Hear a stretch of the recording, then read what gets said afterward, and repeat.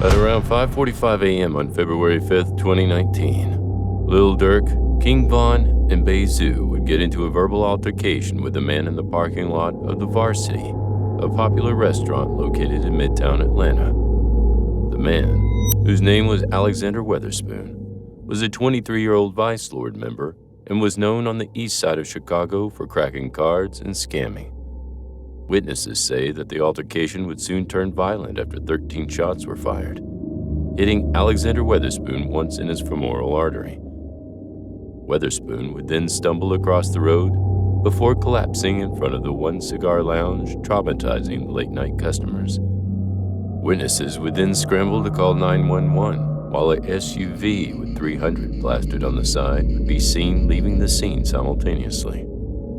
Emergency services and law enforcement would quickly arrive at the chaotic scene and immediately transport Alexander Weatherspoon to the Atlanta Medical Center for emergency surgery, while detectives would begin to investigate the crime scene and speak to any possible witnesses.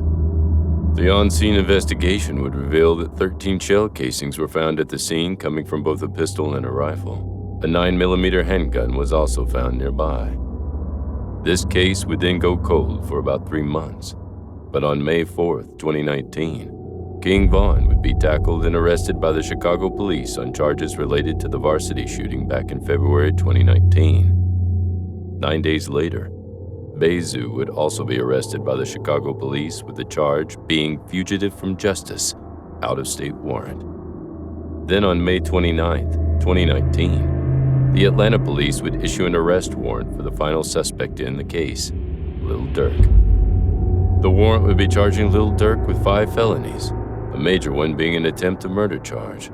A charge of that sentence usually carries 10 to 20 years in prison. The same day the arrest warrant was announced, Lil Durk would release a song titled "Turn Myself In," which included several dark lyrics referencing the situation. These lyrics include, "Yeah, yeah, yeah, heard the story, think I'm finished. Free Von, free Zoo, even though they got the same problem. I turned myself in tonight. Head down with these cuffs on, just read my rights." The following day, Lil Durk would meet at his lawyer's office to do an interview with WSB-TV, stating that he had nothing to hide and nothing to run from. Did you commit the other crimes of which you're accused? No. Lil Durk would then proceed to surrender himself to authorities at the Fulton County Jail later that night. King Von, Lil Durk, and Bezu would all remain in custody until further notice. Lil Durk and King Von would finally appear in front of a Fulton County judge where they would go over the charges and briefly discuss the evidence they had for arresting Lil Durk and King Von. An Atlanta Police Department detective by the name of Jeffrey Churchill would take the stand and claim that one of the witnesses he spoke with was a female who was talking with Lil Durk and King Von when the incident took place. She claimed that a fight broke out in the car in front of them and then saw Lil Durk pull out a firearm while shots could be heard.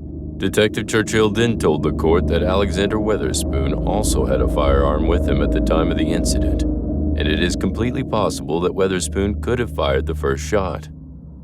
Another interesting piece of evidence brought up in court was the fact that there was allegedly surveillance footage that would show an arm of an individual rumored to be Lil Durk's hanging out the window of a gray and red camo Trackhawk with 300 plastered on the side while firing a firearm.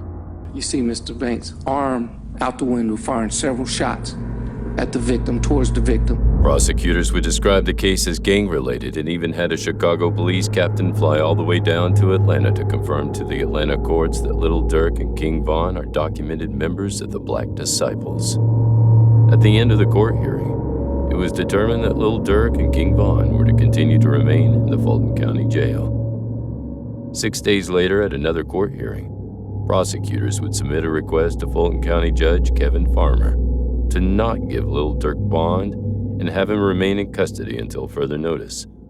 Judge Kevin Farmer would reject the prosecutor's request, claiming that even though the charges against Lil Durk are serious, he will grant Lil Durk a $250,000 bond due to the fact that he turned himself in and doesn't seem to be dodging any type of arrest as long as he wears an ankle monitor, follows curfew, and stays away from firearms. Later that night, Lil Durk would excitedly go live on Instagram as he is released from jail.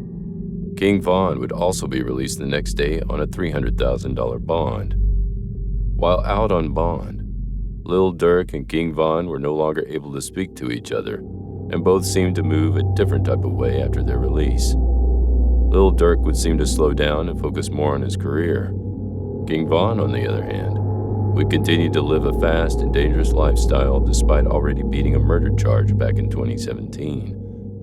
This arrest arguably brought the most mainstream attention King Von has ever received at the time, furthermore skyrocketing his music career and street reputation. King Von was still going back to O Block and hanging out with some of the most dangerous individuals on the streets of Chicago. Only this time, he would hand out large amounts of cash and custom expensive jewelry. This would give off the impression that King Von is funding and rewarding members of the O Block street gang for their work and loyalty.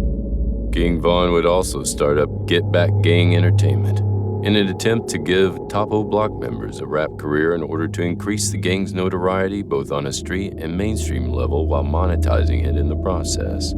A very dark turning point in the story would occur on August 4th, 2020, when King Von's most notorious rival, FBG Duck, was murdered in broad daylight while out shopping at the Gold Coast Luxury Shopping District in Chicago, Illinois. King Von's music made multiple references to FBG Duck and the 63rd and St. Lawrence Gang, making both FBG Duck and his block the subject of many disrespectful jokes and memes online. The most popular instance of this is in King Von's Took Her to the O, a song that describes Von getting confronted by a man rumored to be FBG Duck, and the situation ends up turning violent. Rumors on what exactly happened to FBG Duck would begin spreading online, with the most popular narrative being that King Von and O Block were responsible for the murder of FBG Duck. Fans all across the world were really starting to believe and see with their own eyes that King Von and Lil Durk were possibly the most dangerous men in hip-hop. Then just 9 days later, after the murder of FBG Duck, Lil Durk would arguably have the most important moment in his career take place when he would be featured on Drake's hit song, Laugh Now, Cry Later.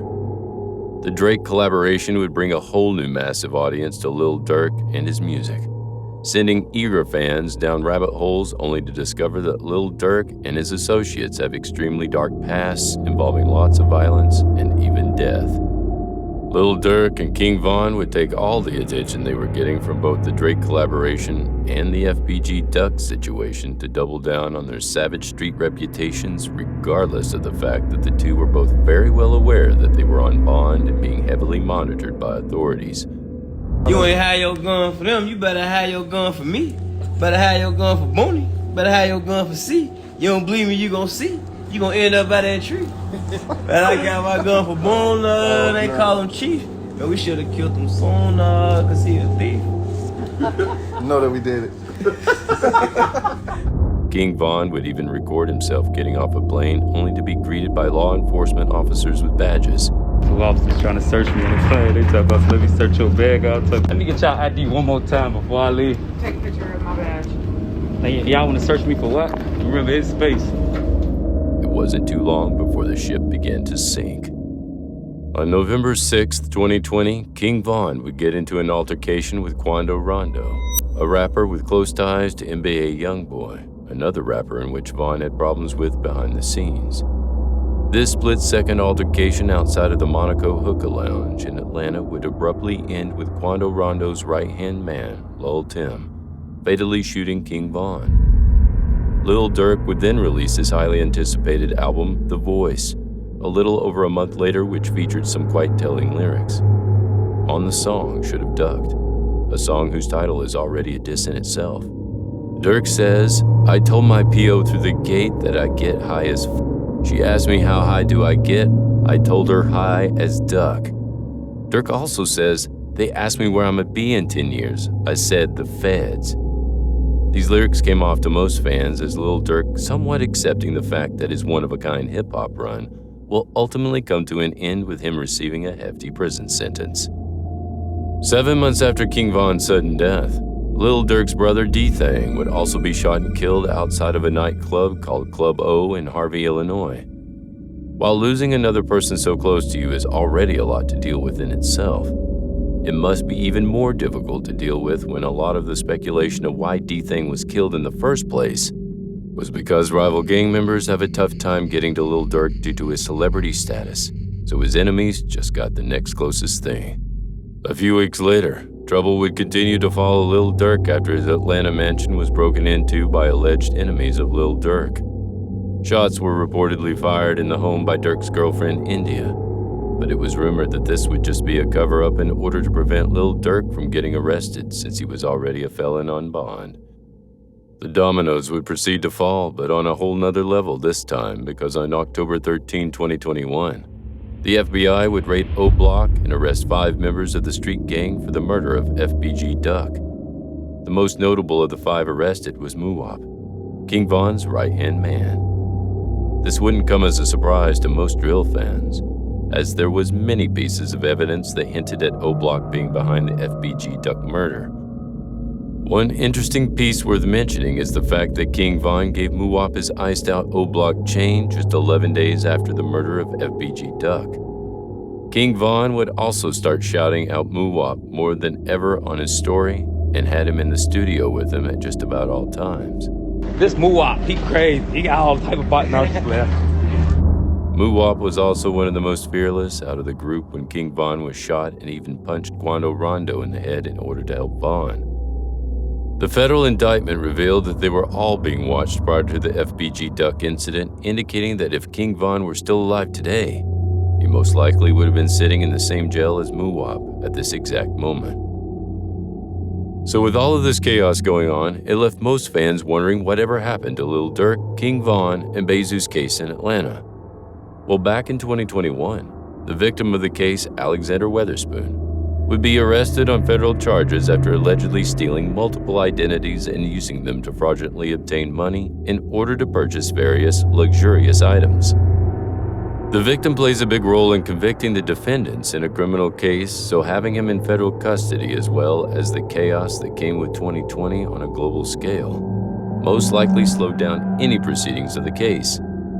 Then on October 24, 2022, it would officially be announced that after over 3 years since the original incident at the Varsity happened, the Fulton County District Attorney's Office would drop all of the charges against Lil Durk and Bezu. The Fulton County District Attorney was not shy in stating that King Von would have been indicted for the incident if he were still alive today, which could potentially indicate that Durk's legal team put all the blame of the shooting on Von since he had passed away. Fans online would be ecstatic at the news, claiming this is great for Lil Durk and that it must be a huge weight lifted off his shoulders. But just because the state dropped the charges doesn't mean that he's fully in the clear. Since the charges were dismissed and the defendants were not found guilty, it wouldn't be out of the ordinary for the state to intentionally drop the case if they knew it could be a part of a much, much bigger case. You know, maybe like a RICO. Only time will tell. But many credible individuals with close ties to these situations seem to be hinting at the fact that Lil Durk's problems may have only just begun. Let me also give a very big warning. I fear that 2023 is the year that Lil Durk may be involved in some legal shit. I believe the feds have set the seeds to try to connect a lot of crime. And I know Lil Durk these days says, yo, these lyrics are just props. He even says in the song, the cops are smarter. They know who he's beefing with. They know where the bodies are being dropped. Lil Durk, I feel like if they hit Durk with some shit, it's gonna be a dub, bro. It's just they gonna hit him with just everything, bro.